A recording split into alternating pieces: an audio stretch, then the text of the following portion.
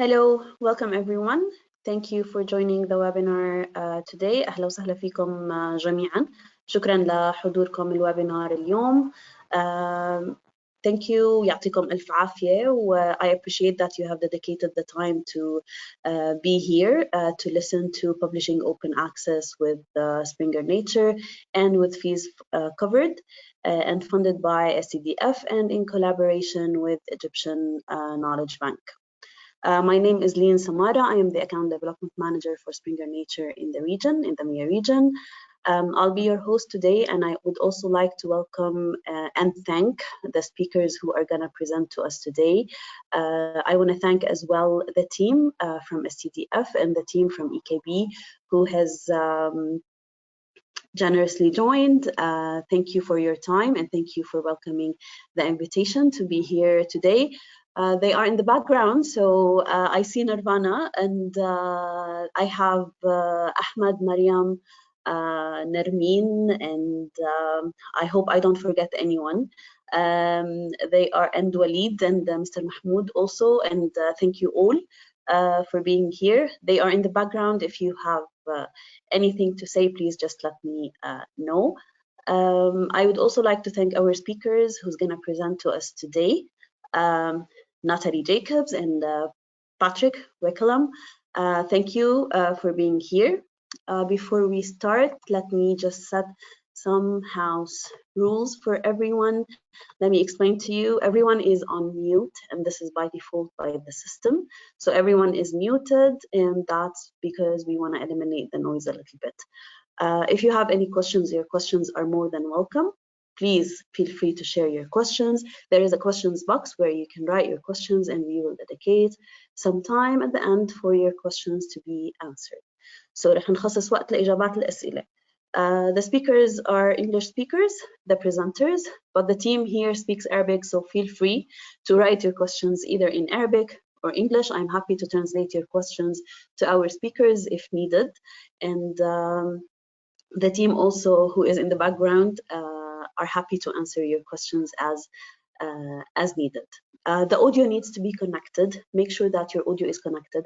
Make sure that your connection is stable. If the audio gets disrupted, إذا انقطع الصوت, sometimes بس شيكوا على الconnection إذا كان الconnection is good. Otherwise, leave and rejoin. It restores the connection. I apologize if I have any noises in the background. As you can see, we're still working from home. So please bear with me and with the speakers as well. So before we start, let me introduce the agenda to you. I'll be speaking to you about the agreement of open access for Egypt, why open access and why open access is important for Egypt, and I will have Nirvana who will join me and share some recommendations from her side as well. Then my colleague Natalie Jacobs, who is an executive editor at Springer Nature, will share with you some tips and tricks on why publish with Springer Nature and the processes of publishing with Springer Nature. Then we will take you in the author journey with Patrick, who will explain to you how to implement and apply for the funding for publishing open access and how to know if you are eligible for publishing or not. And then we will dedicate some time for questions and answers, and we will be happy to answer and address your concerns and questions at the end of the session. During the presentations, please feel free to write your questions to the questions box, and I will take a look at the end of the session and answer as much as we can your questions. All right, so I'll be starting. As I said before, my name is Lian Samara, and I will be presenting to you open access for Egypt. Before I start, let me explain what is open access. هو إيش الopen access أصلاً? Open access is an international movement. It's a strategy that is now applied internationally. It grants free, open, online access for academic information. يعني مش متاحة للجميع حول العالم. يعني الأبحاث المنشورة بتكون متاحة للجميع حول العالم. The academic information is available for everyone and not based on subscription. Okay, so it makes information of research available at no cost worldwide for everyone that looks into scientific and academic information. There are publication costs usually covered by the author, an institution, a funding institution, and now for researchers in Egypt, the funding of publishing OA is available through the STDF, the Science, Technology and Innovation Funding Authority in Egypt, and in collaboration with Egyptian Knowledge Bank. And this is based on the agreement that has been signed between Springer Nature and STDF and EKB starting January 2022. So as researchers in Egypt, you would be able to publish with fees covered your research open access in more than 2,400 journals across Springer Nature portfolio.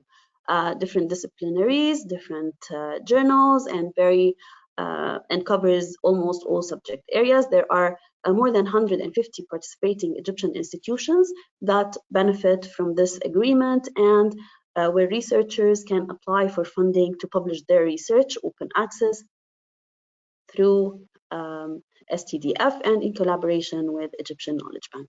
Okay, but why publish open access? And how is open access a better impact for research? So we had a white paper or a study that has assessed, that was made actually in especially to assess the publishing of open access for hybrid journals. Hybrid journals means the journals that publish both open access and based on subscription research. So this study has sampled almost 70,000 articles. The goal of the study was to know more about the impact of publishing open access. Does publishing open access has more impact? Does it help researchers? And does it help the outreach of the research to more global researchers? So let's see the results. As a result of this study, we found out that there is a significant advantage for publishing open access articles. Why? Because there are almost 4 times more downloads for open access article, which means there is more interest in the articles, more interest in the research published. There is 1.6 more citations, and we all know as researchers that citation is very important for us as researchers and for our ranking as well. So there is almost 1.6 more citations than non-OA.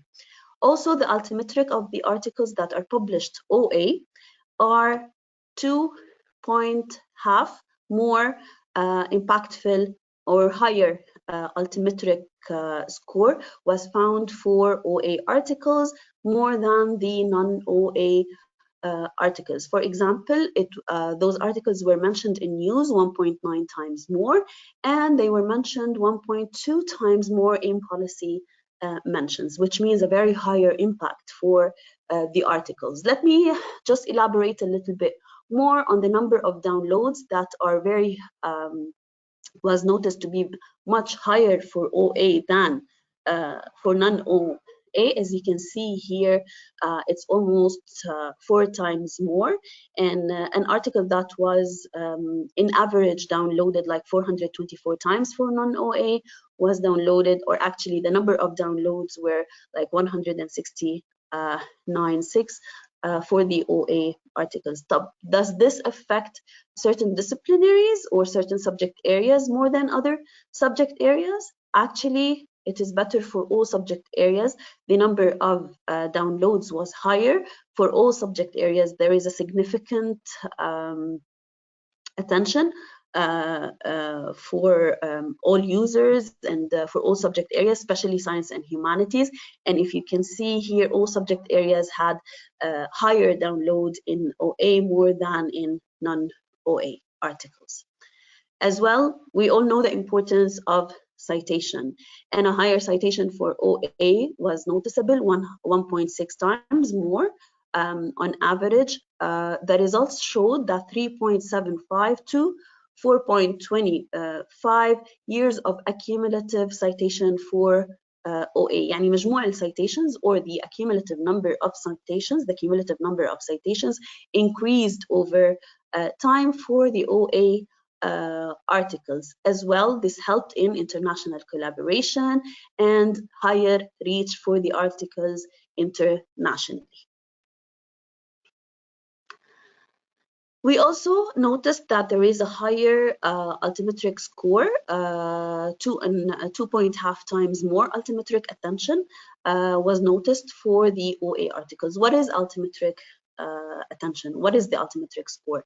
So the OA published article and the non-OA published article has an altimetric score for each of those articles. It is based on an equation calculated by the system for number of tweets, shares, comments, blogs, etc. And there is a score for each article. Of course, if an article is published OA, it gets higher attention and a higher altimetric score. So only 24.7 of non-OA article had an altimetric score compared to 39.8 of OA articles, which means more citation, which means more coverage, more attention to the article, and of course a higher reach.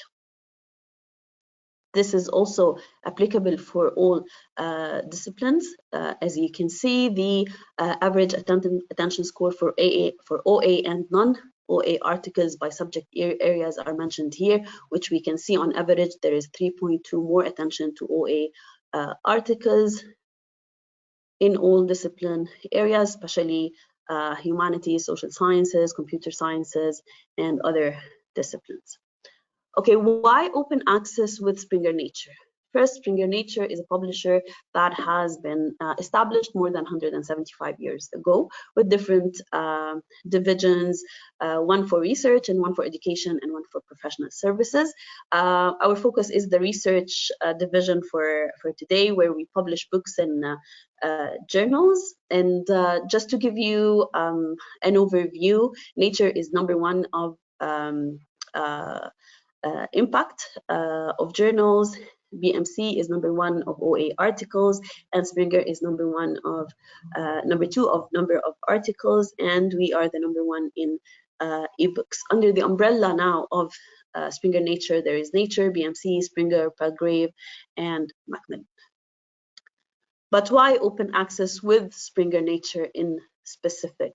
Okay, so in 21, we had hit a milestone of publishing over 125 OA articles in 1 year. We have several transformative deals signed all over the world with Germany, Netherlands, UK, Finland, and very happy now to announce that we have a deal, and the first of its kind in Egypt, in the Middle East. By end of 2021, we had hit a very important milestone for us, which is we have now over 1 million OA articles on Springer Nature platforms.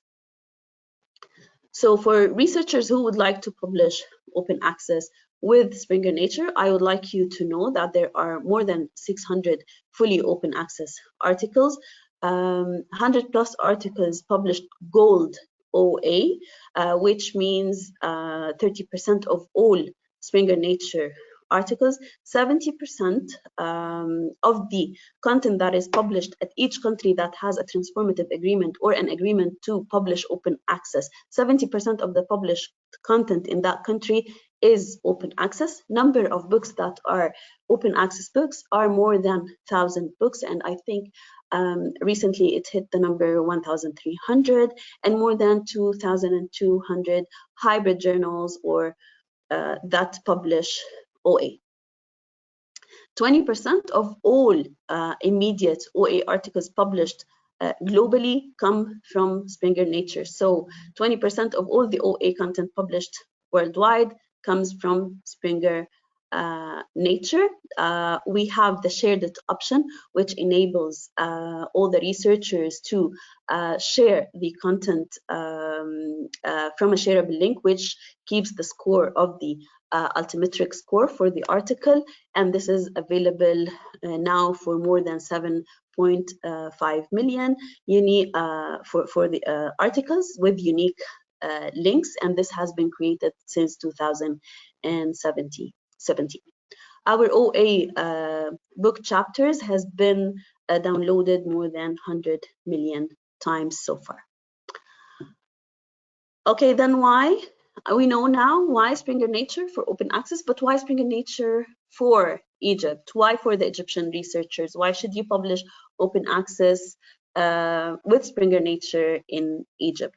First, our resources are available through the EKB platform for all the researchers in Egypt, and those databases are the highest and the most used and trusted scholarly resource by Egyptian resources, which we pride ourselves for.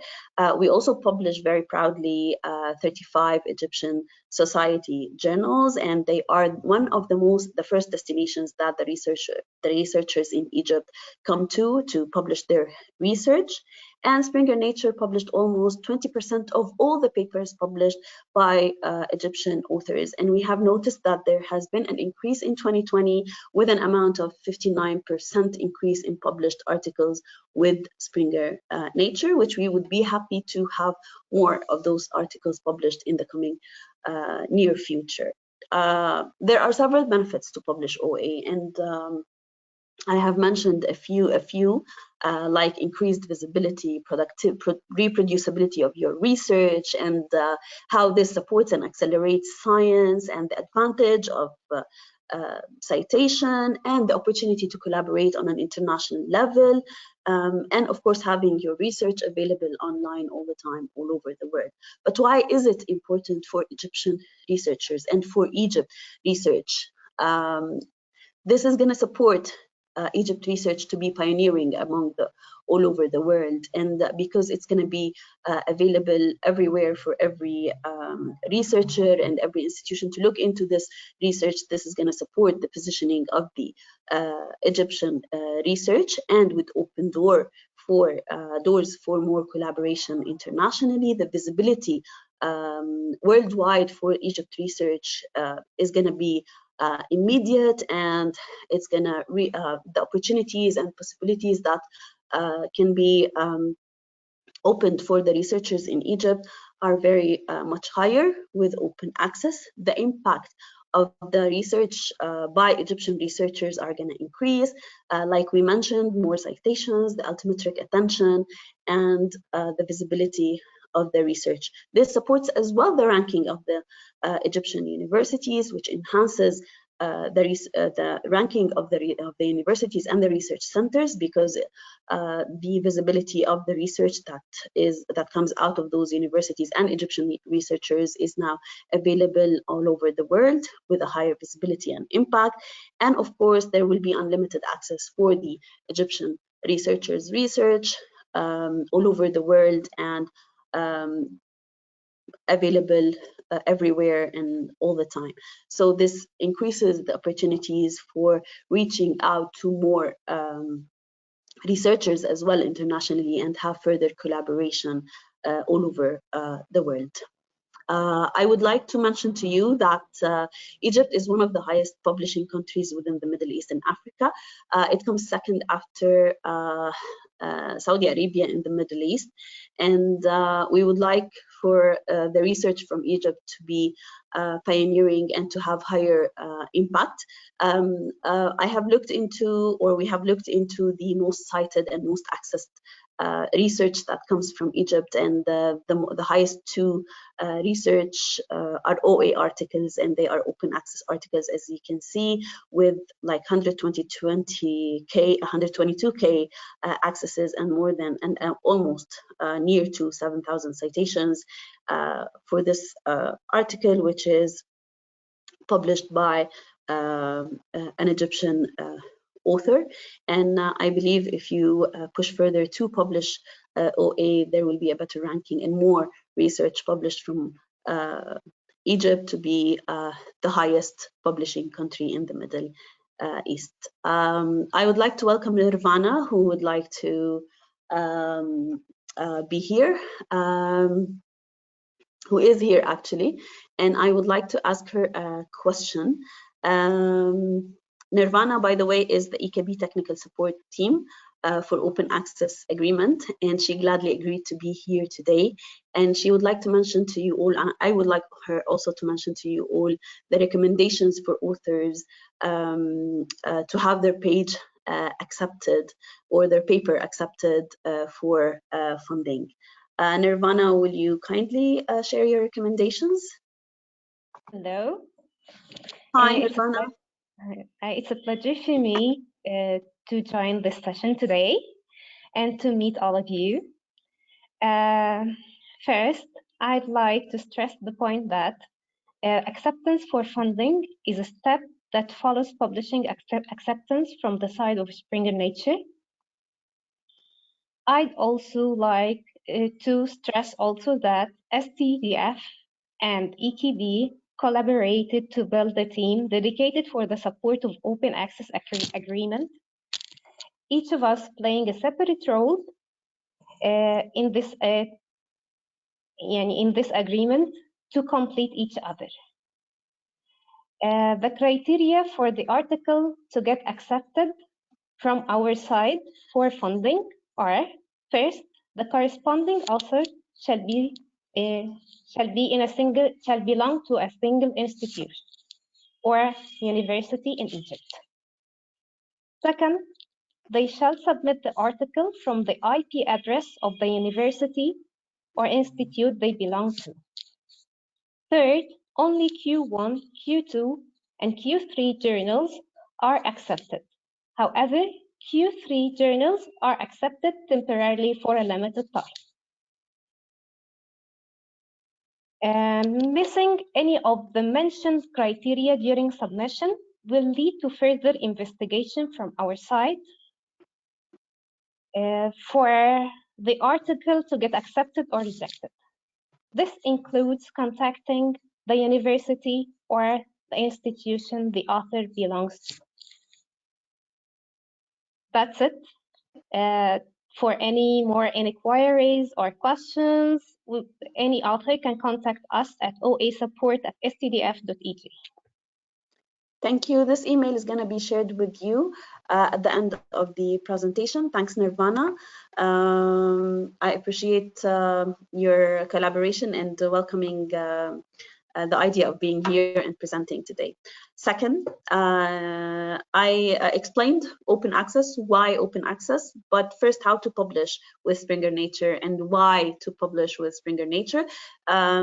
This is going to be presented by my dear colleague, Natalie Jacobs, who's an executive editor with Springer Nature and who has a massive experience of explaining how to get published with Springer Nature. Thank you, Natalie, for being here today. And please, the mic is yours. I'm going to turn my camera off and my phone, but I'm here in the background. Thank you, Lynn, for the introduction. Yeah, as Lynn said, I'm an executive editor at Springer Nature, and I've been working for the company for 22 years. And during these 22 years, I've seen what you should do and what you should not do as an author. So I hope to be able to give you some tips and tricks during this talk. So first, yeah, let me also give you a brief overview of Springer Nature, who we are and what we are doing. As Lane already mentioned, we have more than 175 years of experience in academic publishing. And of course, we want to share this experience with you. We have more than 10,000 employees in over 50 countries worldwide. Myself, I'm based in the Netherlands, but we have employees all over the world.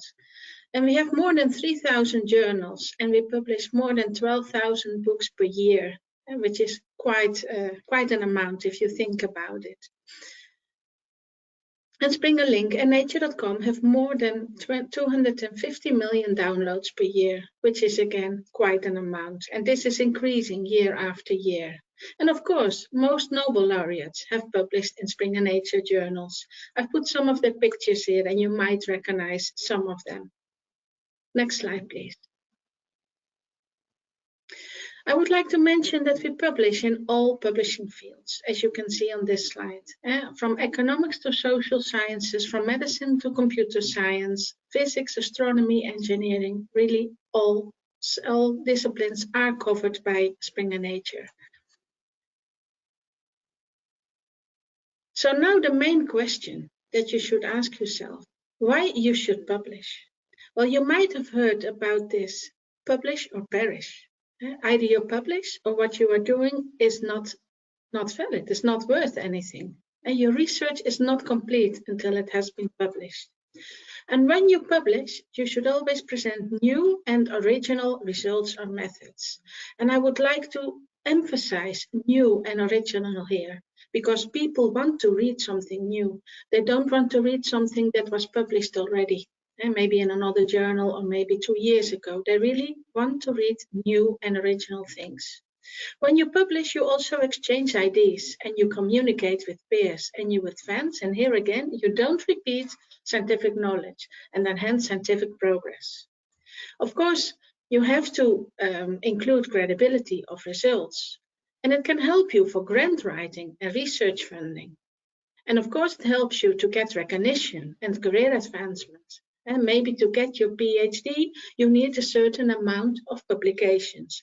And maybe to become a full professor, again, you need a certain amount of publications. And of course, it gives you personal prestige and satisfaction. I can tell you that I have authors that are 84 or 86 years old, and they still publish. They even still go to the university.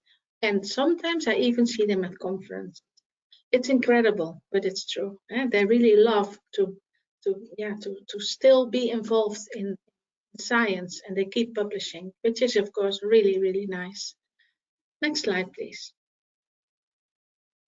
So now there's another question, why you should publish in English. For you, of course, it might be easier to publish in Arab. And for me, as I'm based in the Netherlands, it might be much easier to publish in Dutch. However, English is the international language of science, and it fosters international collaborations. If you would publish in Arab, only people in Arab-speaking countries would be able to read what you have published. However, if you publish in English, other people around the world can also read it. And maybe after they've read your article, they say, hey, I would like to do something with that person. Maybe we can do some research together, or maybe we can publish something together. And scientists want to hear from other scientists around the world, and by publishing in English, people know from each other. Of course, it allows you to become an effective science communicator because everybody is able to read what you are publishing. And again, the number of your publications is linked to career advancement and funding access. And this is mostly publications in English. Next slide, please. So now I would like to explain you a bit on how to choose the most appropriate journal for your research. When you are going to write your paper, you have to ask yourself the question, for whom are the findings relevant? Is it for only your field, for people in your field only, in your discipline? Then you choose a specialized journal to reach readers in your field. If it's relevant for people in your field and other fields, then you can choose a broad focus journal to reach readers across disciplines. And I've put 2 examples here so that you can see the difference between a specialized journal and a broad focus journal. And the first journal is only focusing on fracture mechanics in this case, and the second one is focusing on applied sciences, which is very, very broad. Next slide, please.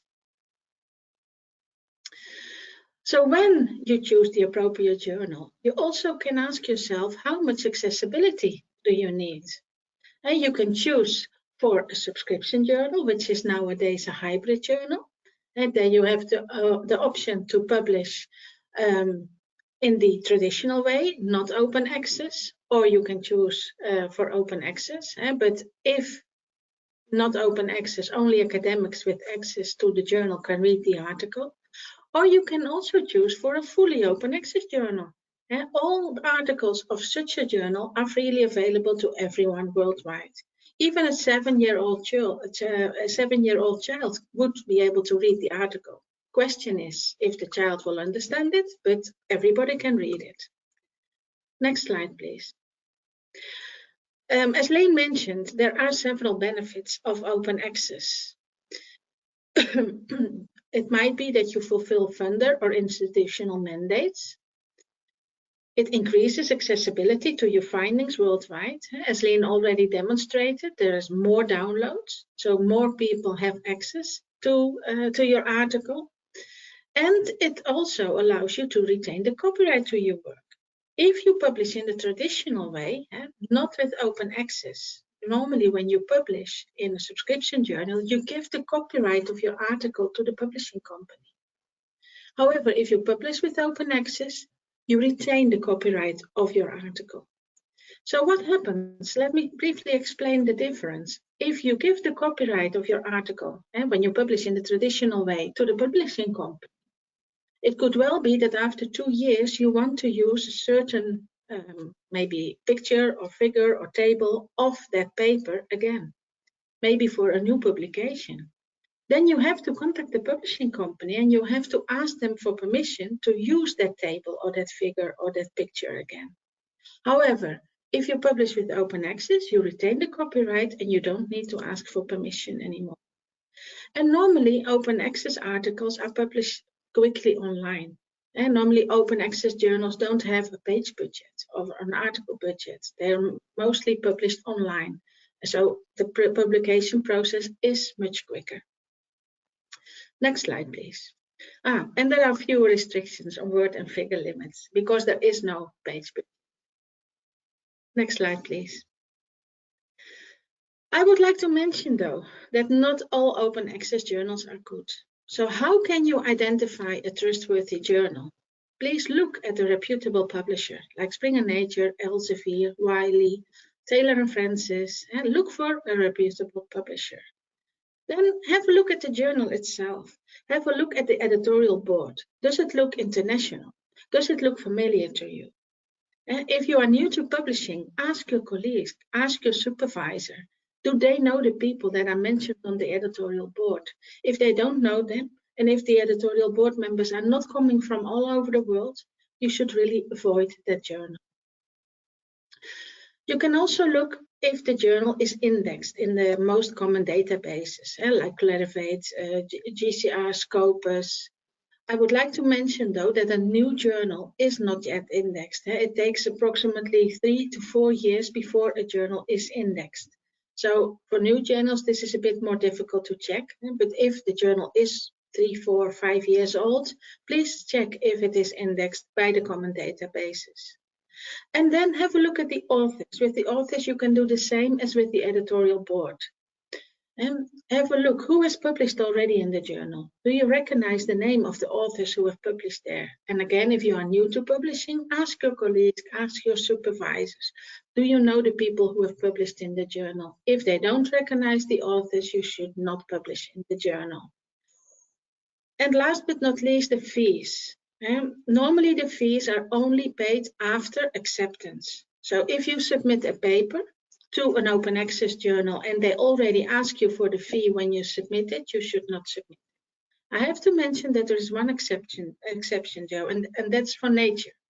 And for Nature started with a trial, and they are asking the fees when you submit your paper. But for any other journal, the fees are only paid after acceptance of the paper. Next slide, please. There is a website, and I've included the link to this website here. It's called Think, Check, Submit. On this website, you will get a lot of questions if you want to check if a journal is trustworthy or not. And only if you can answer yes to all the questions that are mentioned on this website, you can submit your paper to the journal that you are thinking of. If there is only one question where you would answer with no, you should not submit your paper to that journal. So I really hope this site is helpful to you. It's called Think, Check, Submit. But of course, we will send you the link to this website after this session as well. Next slide, please. If you need help in finding a journal for your paper, and we have a Springer Journal Suggester. I've included the link here as well, and it will be sent to you afterwards. And maybe you have difficulty to find the most suitable journal for your research, for your article. What you can do is that you go to this tool, you put the title that you have in mind for your manuscript there, and a bit of text, maybe the abstract. And then you put that in the tool, and then the tool automatically searches the most appropriate journal for your paper. It could well be that one journal comes up, but it could also be that 4 journals come up. And that makes it already much easier for you to find the most suitable journal for your research. You can even indicate, by the way, if you want an index journal or not, or if you want an open access journal or not. And so this can all be indicated. Next slide, please. I would also like to mention a bit about how to structure your manuscript, because when you start writing your paper, you start to tell a story, and a story always has a beginning, a middle, and an end. And I would like to tell you a bit more here about the expanded Imrad model. And Imrad here is an abbreviation. And if you remember this, Imrad, you will never go wrong when you are starting to write your article. Because normally you have the title, an abstract, and of course you have keywords because you want your article to be found on the World Wide Web. And then there is the Imrad. There is the introduction, that's where the I comes from, the methods, the M, results, the R, and the discussion, the D. So this is always the order, the introduction, the methods, the results, and the discussion. This is followed by references and acknowledgements, which are not mandatory, but they might be useful. It could well be that someone helped you with the English, and maybe you didn't feel secure enough to write your paper, and you asked someone to check the English of your paper. You can thank this person in the acknowledgement section, for example. This is just an example. Next page, please. So when you start writing your paper, you should bear in mind that your readers have 4 questions. They want to know why you did the study. They want to know what you did. They want to know what you found. And they want to know how the study advances the field. So why you did the study, you write that in the introduction of your manuscript. What you did in the method section, what you found in the results section, and how the study advances the field in the discussion part. So you always have to think about this when you start writing your paper. Next page, please. And the right order, of course, is also very important. For maximum clarity and consistency, you have to write your manuscript in this order. The methods and the results, you write these during the research, and you already start writing them down while you are doing your research.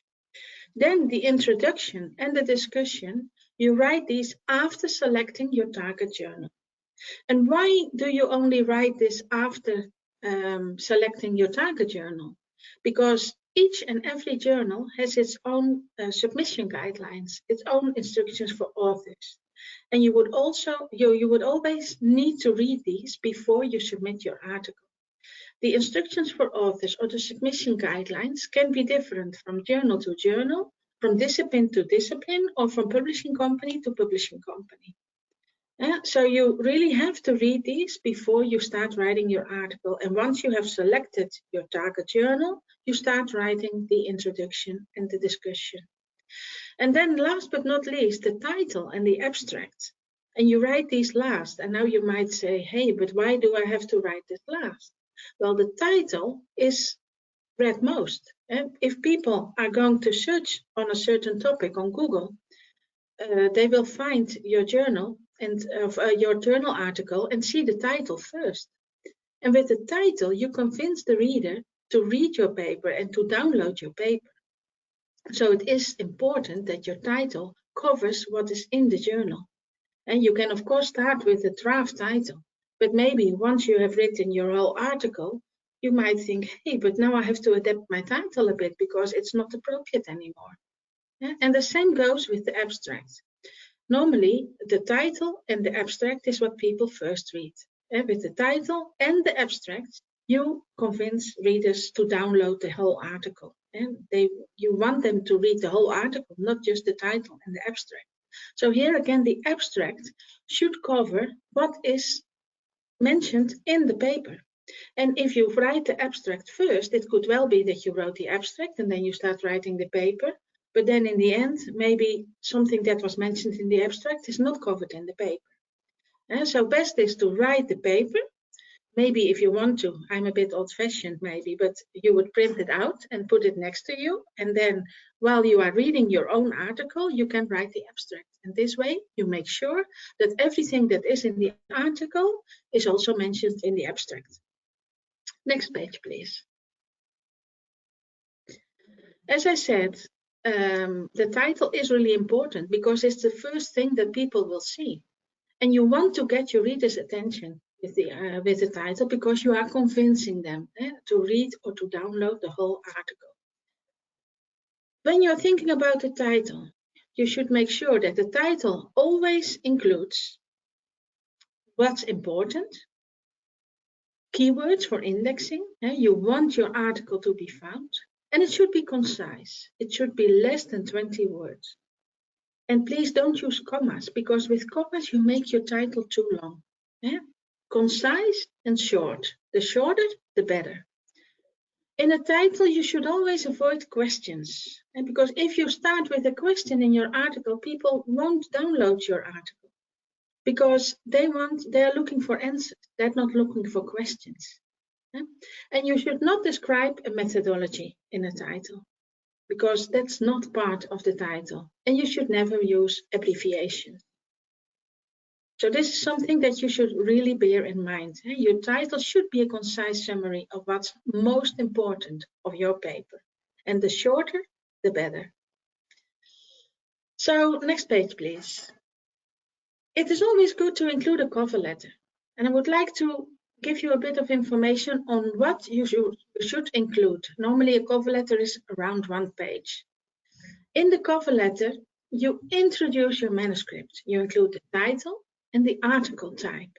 It could be a review article, it could be a short article, it could be an original research, it could be an essay maybe, or maybe a case study. So there are different article types, and you have to look again in the instructions for authors or in the submission guidelines which article types the journal accepts. And make sure that in your cover letter you mention an article type that the journal is covering, because otherwise, of course, your paper would be rejected. You should also mention why your study is important. You include a brief background, and you include the research problem and the aims. You should also include what you found, the study design and 1 or 2 key findings. And then last but not least, you should mention why it is suitable for the journal. And you include the conclusion and the interest to the readership. For example, if a journal is focusing, let's say, on concrete, and you wrote an article about wood, then your article is not suitable for the journal. If you would write here that your article is about wood, it would be rejected. So here again, it is important that you read the aims and scope and the instructions for authors of the journal. Now, a very important part of the cover letter. That is additional information, because you can include and exclude reviewers. However, if you include reviewers, we will not use these reviewers for your paper. They can be added to a database, to a reviewer database, but they will not be used for your paper. But you can also exclude reviewers. Maybe you've had a problem a few years ago with someone and you don't want this person to review your paper. You can mention this. And then last but not least, and I will discuss this on the next slide, publication ethics. Publication ethics are really important. Next slide, please. In your cover letter, you should mention that your research is original and unpublished. So if you have published an article before, you should not publish it again. An article only can be published once. So please do mention this in the cover letter if you have one. Your article should be original and unpublished. And it should be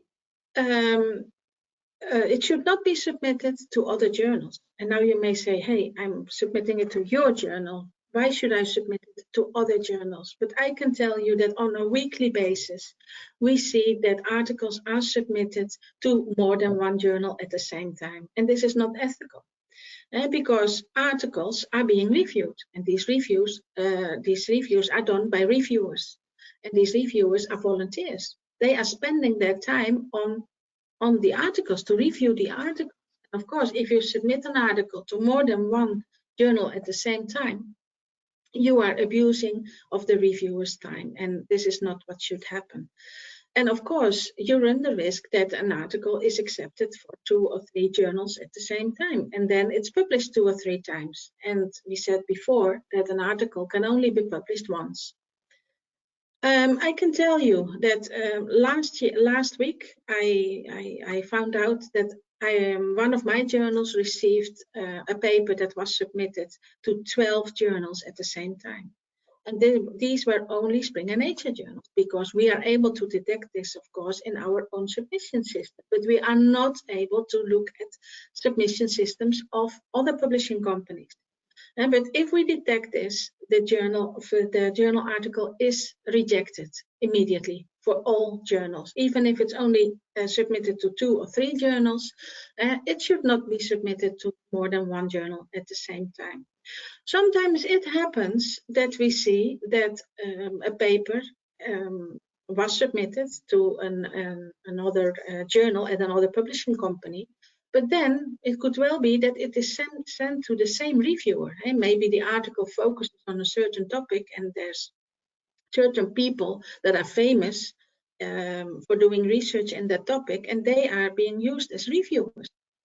And then if a reviewer sees something like that, they contact us and they say, hey, I have received this journal for a Springer Nature, of this journal paper for a Springer Nature journal, and I have received it for an Elsevier journal.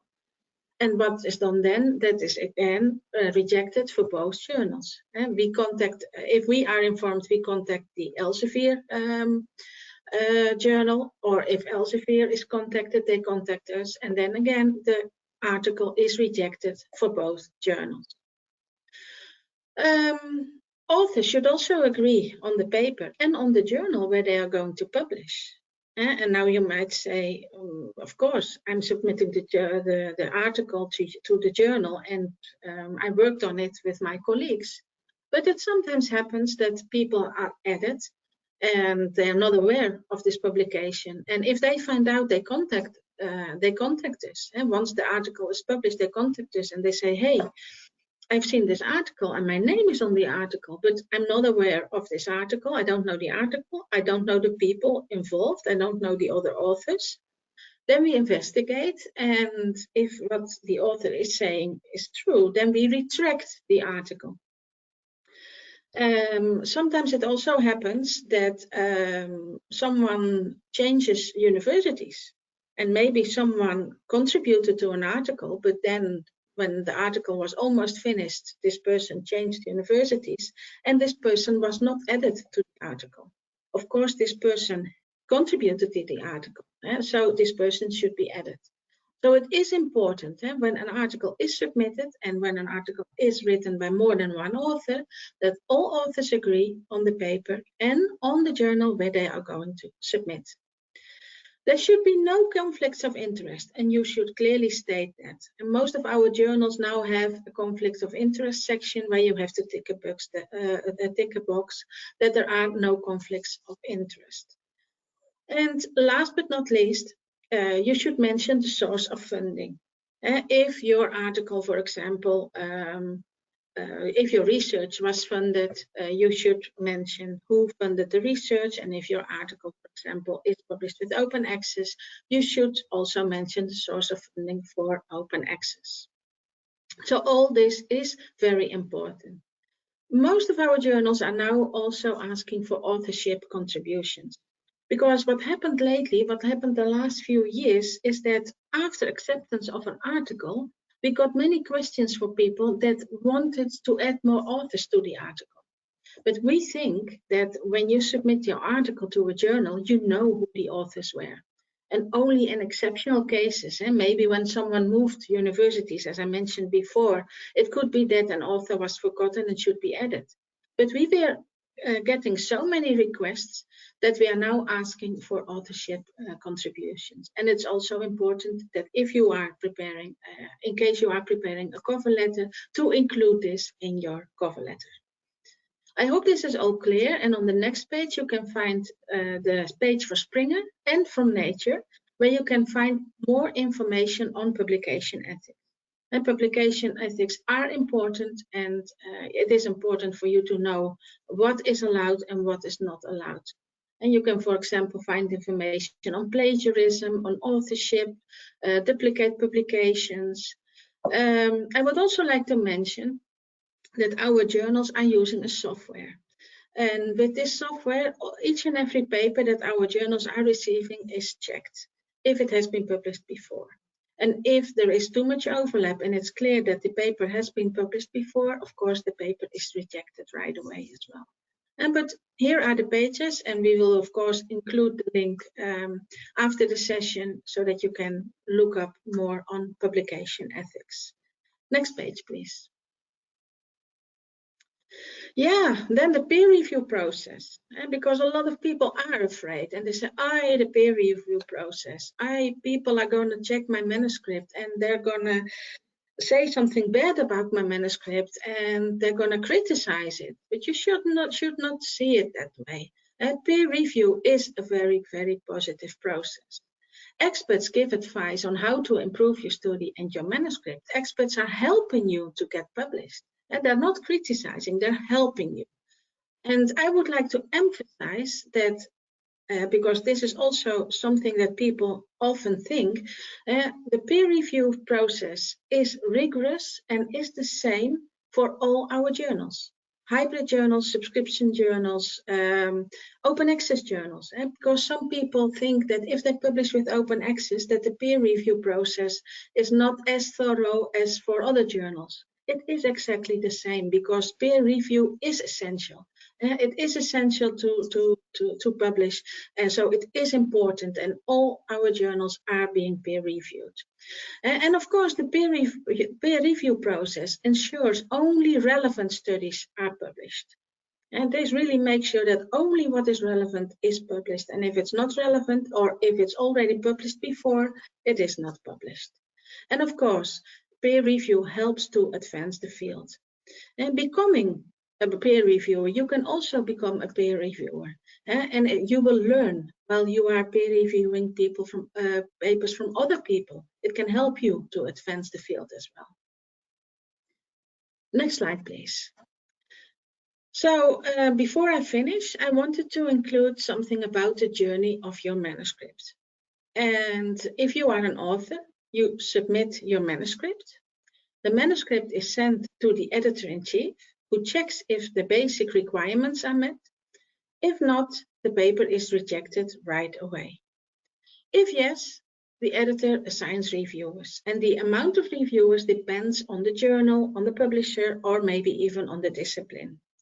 And the reviewers evaluate and recommend, and they send the recommendation back to the editor-in-chief, who assesses the comments. The editor-in-chief then makes a decision. It could well be that the paper is rejected, but in most of the cases, a revision is asked, and this could be a minor revision or a major revision. The author revises the manuscript, submits the manuscript again, the editor checks it, it is sent again to the reviewers, and in most of the cases, the paper is then accepted. But as you can see, if a revision is asked, please don't see this as criticism. And people are really trying to help you with the revision. They are giving you recommendation on how to improve your manuscript to get published. I would like to mention that we have Nature Research editing services, and these can help you with English language, scientific editing, academic translation, manuscript formatting, help you with figures, and they can even help you with research data support. So I've included the link here, and of course this will also be sent to you afterward. Next page, please. Last but not least, I would like to mention that we have free tutorials that you can follow. Again, I've included the link here, and we have several courses that are free. You can do them, and after you finish them, you even get a certificate. And there are, for example, courses on open access, on the peer review process, on how to write a manuscript, on how to submit to a journal in more detail. This was just a brief talk, but with more details. So yeah, all these courses are free, and as I said, if you finish them, you even get a certificate. Next slide, please. This was it from my side. I would like to thank you for your attention. Shukran. And if you have any questions, you can ask them now after the session, or I've included my email address. Feel free to contact me with any questions that you might have. Thank you. Shukran. Thank you. شكرا Natalie. Thank you. يعطيكي العافية. I appreciate the input. That was really insightful. I hope the audience benefited well from the session. Now that we know the journey of an author submitting their research or their article to the journal, once you are approved to publish, then comes the OA funding process, which my colleague Patrick is going to speak about. He is the implementation manager, OA Strategic Operations at Springer Nature. Thank you, Patrick, for being here today. And the mic is yours. I'm going to turn my camera off now.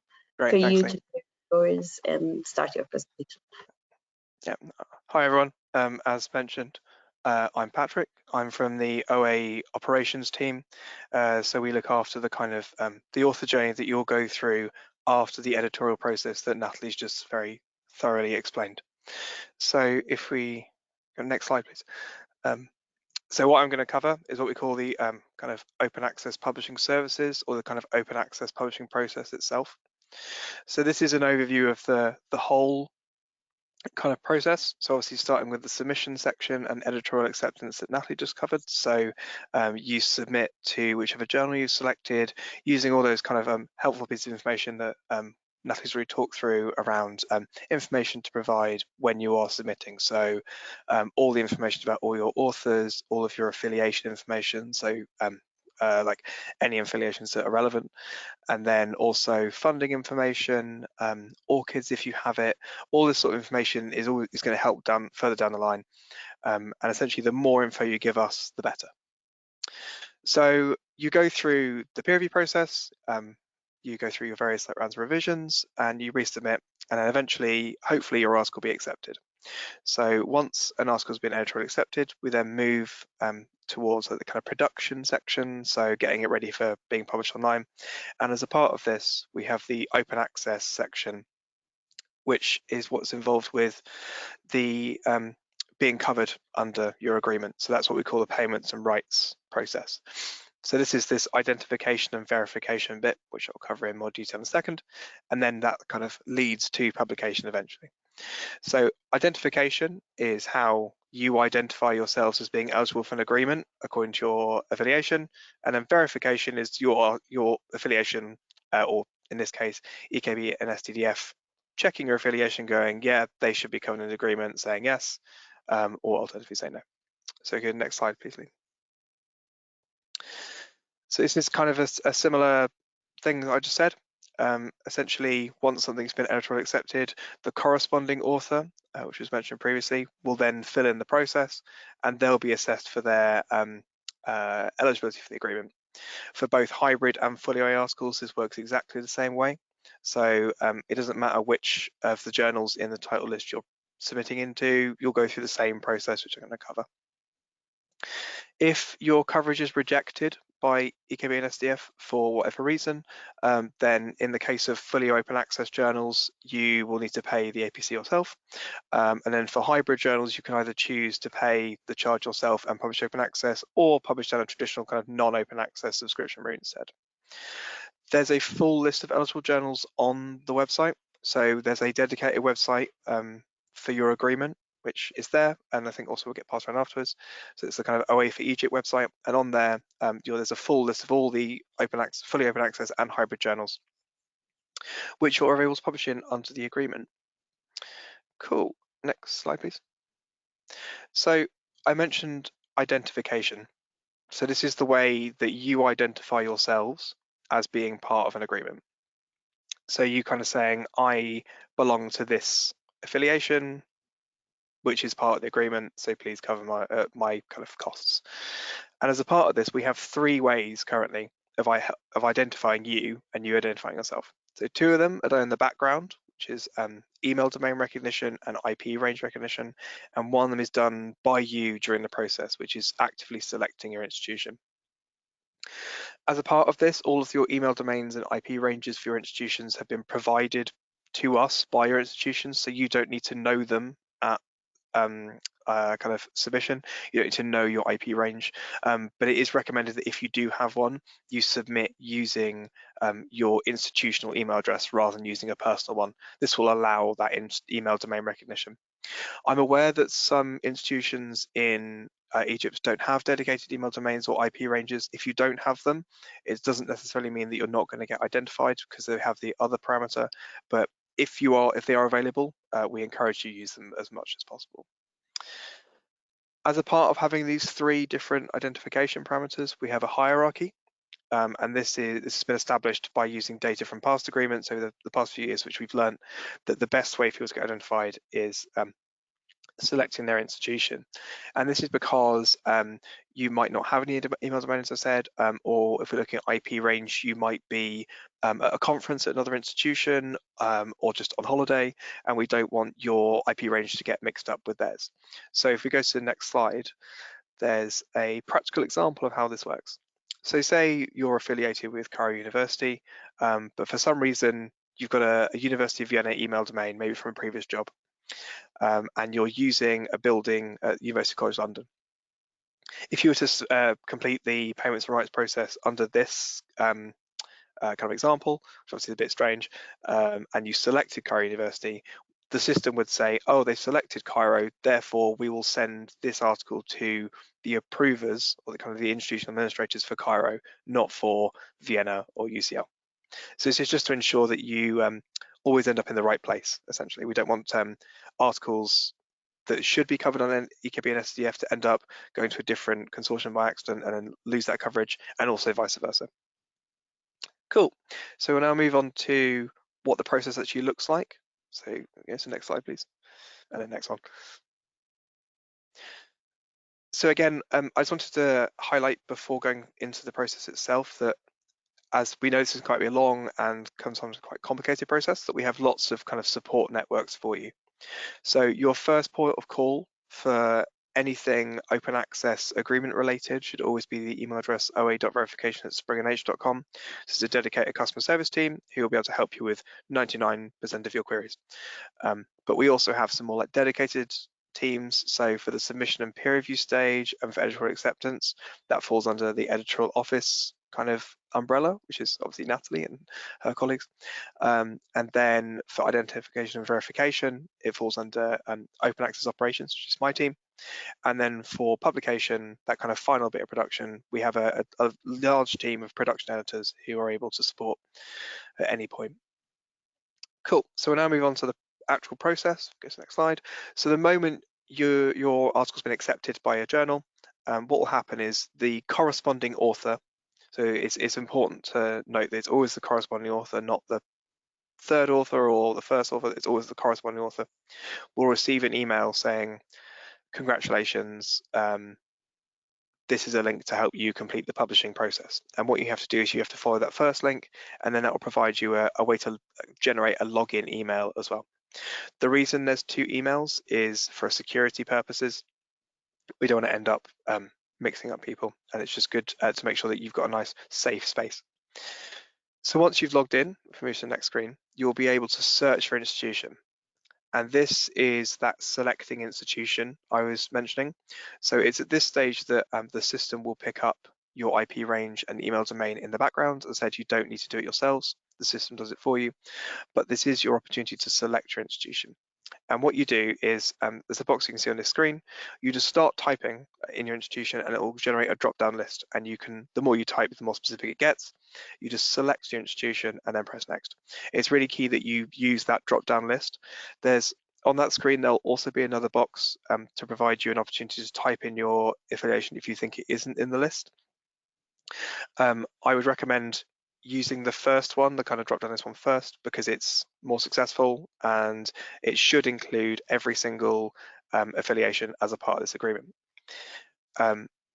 We know that a lot of institutions have different names. So if we go to the next screen, we are aware of the fact that things can be known by multiple names and also things are being typed in different alphabets. So as a part of this, we maintain as many possible names for institutions internally as we can. So that includes like abbreviations. So using University College London as an example, we would maintain University College London, but we'd also maintain UCL. And in addition to that, we've integrated a thing called the Research Organisation Registry, which I don't know if anyone knows what it is, into our system, which is a community-led project to centralise identifiers for all institutions of any type over the world. And if we look at this example here for Cairo University, it's also got the King Fahd I University name and also in French and Arabic as like known name variants. So this means that if you typed in one of those, it would still pick you up as being part of Cairo University. Cool. Next slide, please. So once you've selected your institution, so you kind of typed it in, you've pressed next, if the affiliation you've selected is a part of the EKB STDF agreement with Springer Nature, you will see a welcome message. And this message essentially says, or it provides more information about the agreement and says, kind of, oh, you can be covered, you might be covered if approved, sort of thing. It also links out to the websites and is kind of your first kind of piece of information about the agreement. It's worth noting that you'll only get to this stage if you are submitting under an eligible journal and an eligible article type. So, and an eligible license type as well. So if you're submitting under a journal that is on the journal list, which is online, you will get to this stage. If you're submitting to something that isn't on that list, you won't.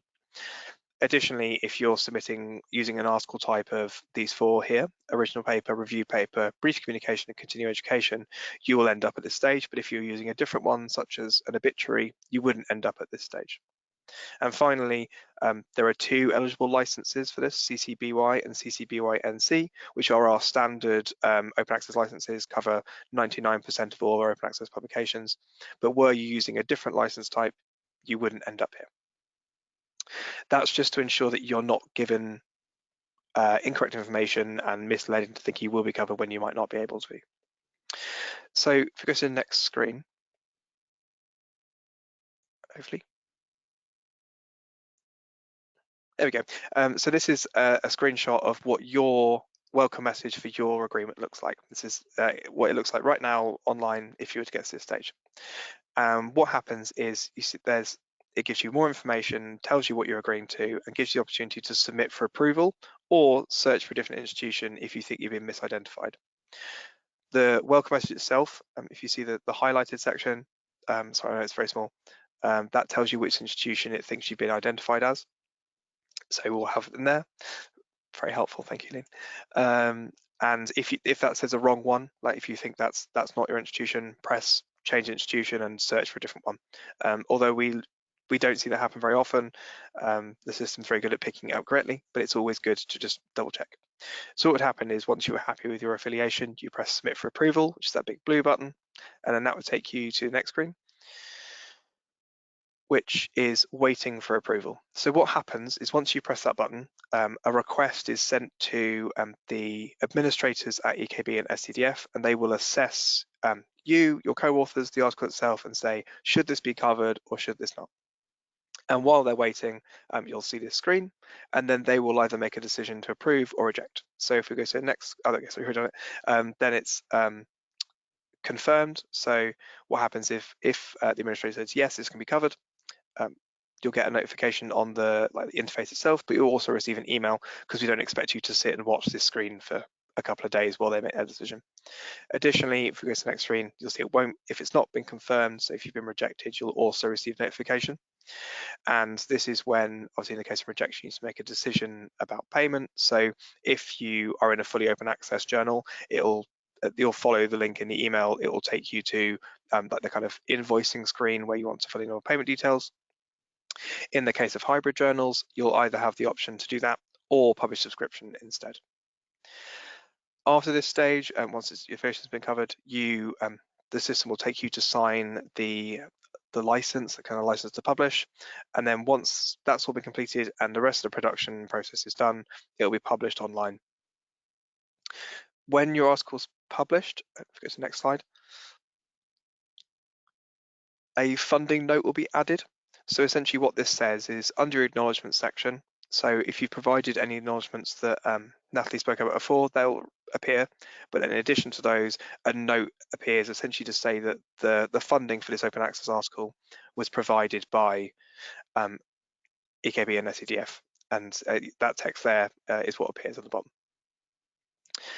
And then finally, when your article is up online, you also receive an email, and this essentially just contains general information about the article, how you can share it, which license has been used, the journal title, the DOI, publication date, all those extra services that Natalie was talking about that we have access to, ways in which you can kind of share and announce the article, but also contains a link to the online version and a PDF copy of the article itself for you to use in your own way. And throughout the process, there's all sorts of ways you can get support. No, sorry, I do go to the next screen. All sorts of ways you can get support. So on the platform itself, which is the Open Access System Solution platform, there's help buttons and kind of like chat buttons. Then you can contact our author help desk, which will take any query that you might have at any stage of the process, and they'll direct you to the right person.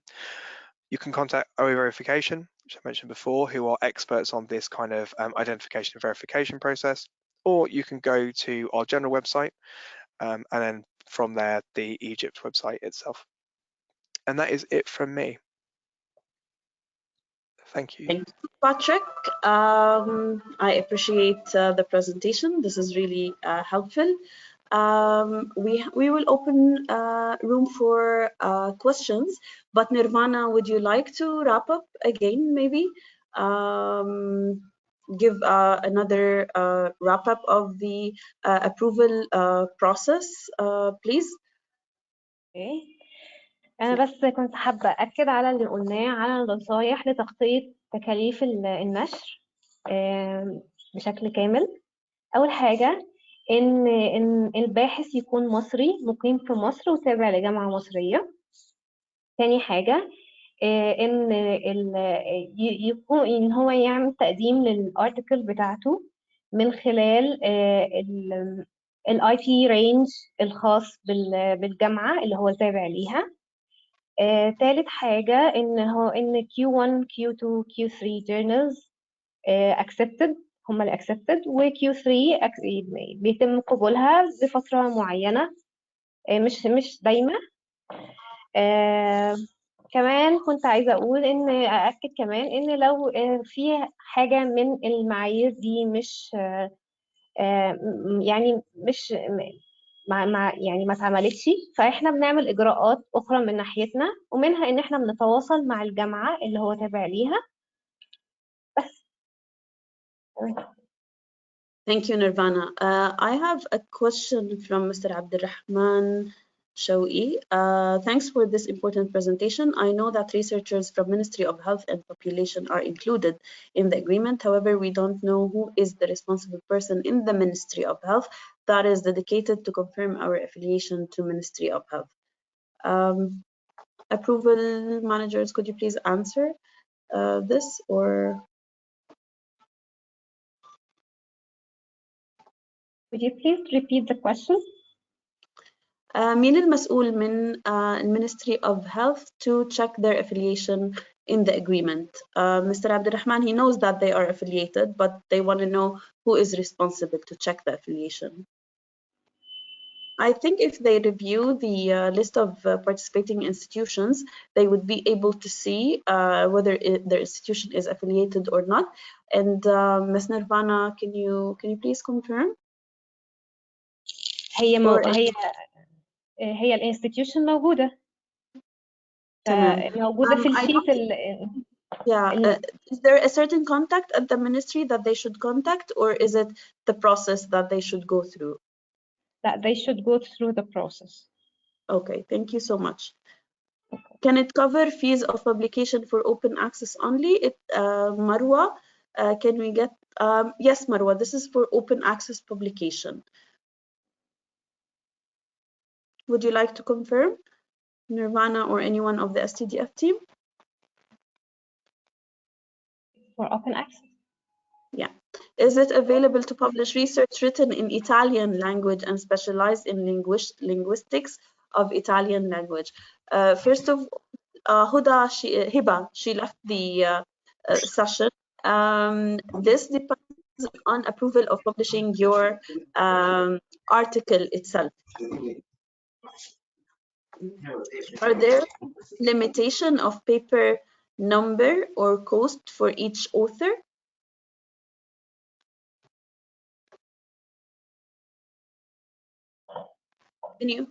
If no one from EKB wants to answer, I can. We don't monitor how many each of you cover, so there isn't a limit from author to author. The way it works is an entire agreement has an amount, and if one of you was really prolific and managed to publish 10,000 articles, I'd be quite impressed. But yeah, so it's not an individual allocation.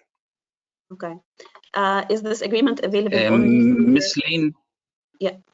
Miss Lane, this is Mahmoud Daoud. May I comment? Yes, of course. أهلا وسهلا. This is Mahmoud Daoud, the Egyptian Knowledge Bank Training and Marketing Coordinator. أنا الحقيقة سعيد إن أنا أكون معاكم النهاردة.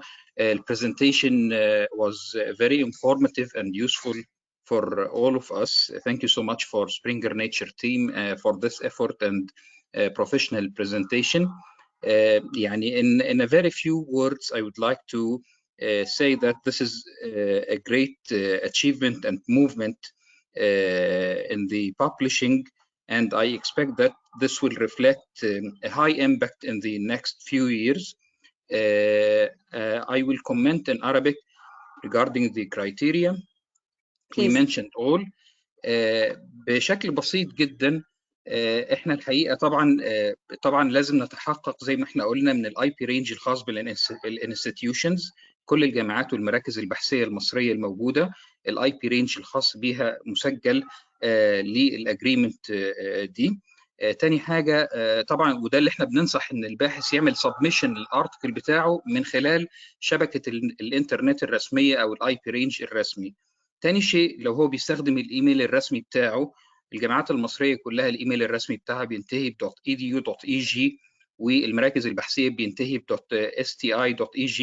فاتمنى كل الباحثين يستخدموا اكتر الايميل الرسمي بتاعهم في السبمشن، لان ده طبعا بيساعد جدا في مرحله الفيريفيكيشن وبيساعد ان احنا نقدر ان احنا نابروف ان هو يبقى فاندد بشكل اسرع. طبعا الفيرست اوثر او الباحث المراسل يكون مصري مقيم داخل جمهوريه مصر العربيه وافلييتد لواحده من المراكز البحثيه. لحد دلوقتي احنا بنقبل زي ما الاستاذه نيرفانا وضحت Q1 Q2 وQ3، لكن Q3 بشكل مؤقت.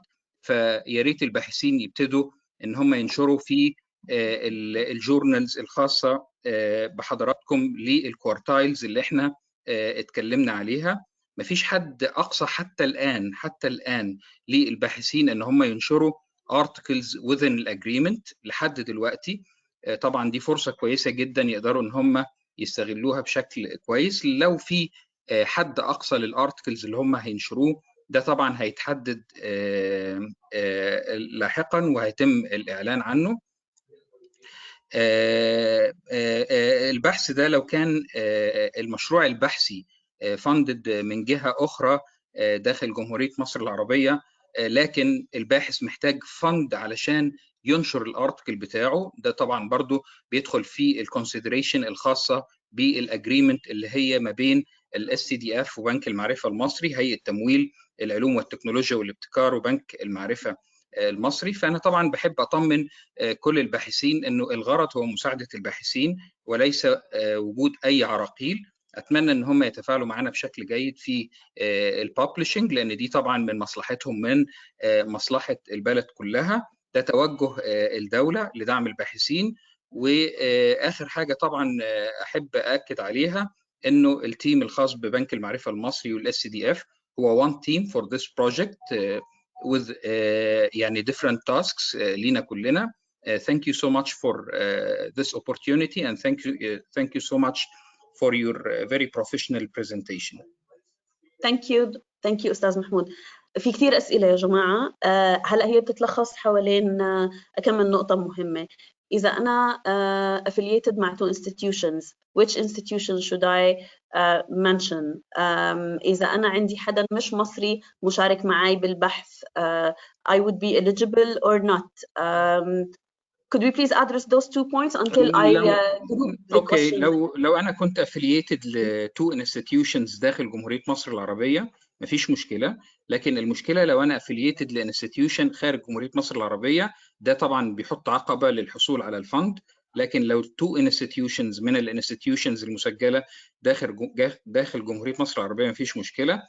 تاني حاجة لازم يكون الباحث الرئيسي والباحث اللي هو المسؤول عن المراسلات مصري ومنتسب للجهة الأكاديمية المصرية. لكن طبعا الليست اوف اوثرز ممكن تبقى كتيرة وفيها واحد من الفورينرز، لكن الباحث الرئيسي والباحث المسؤول عن المراسلات طالما هم منتسبين لجهة مصرية ومقيمين داخل جمهورية مصر العربية فما فيهاش مشكلة.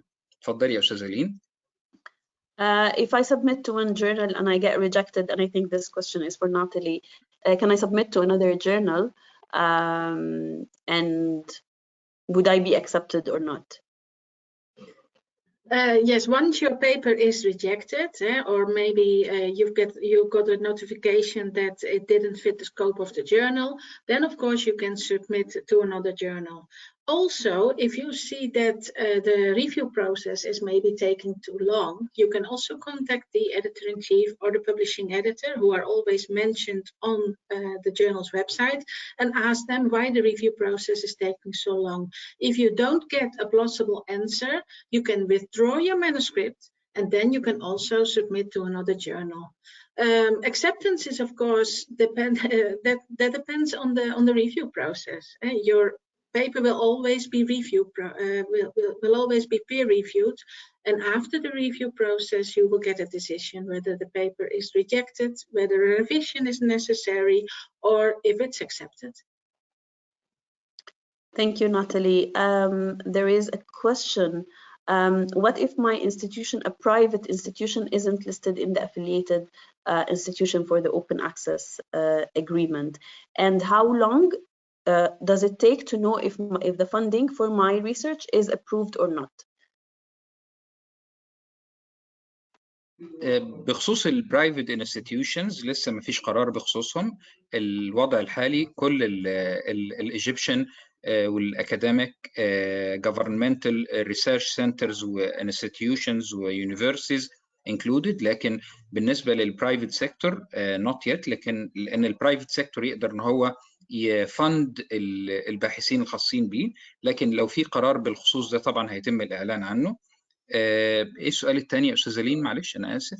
How long does it take to approve the funding? From receiving the request from Springer Nature, verification steps from 3 to 5 days على حسب طبعا لو كان في ويك اند او لا، وده enough time to be verified from the AKB STDF side and approved to أو يعني sent to Springer Nature for publishing. Yeah. If I submit the article in a hybrid journal in Springer Nature and during submission I didn't find full open access icon, so will it appear after acceptance or not? Maybe Patrick, I don't know if you can answer this. Yeah, so for hybrid journals, you select open access during the payments and rights process that I outlined. You don't need to do it at submission. It's all done after acceptance. Okay.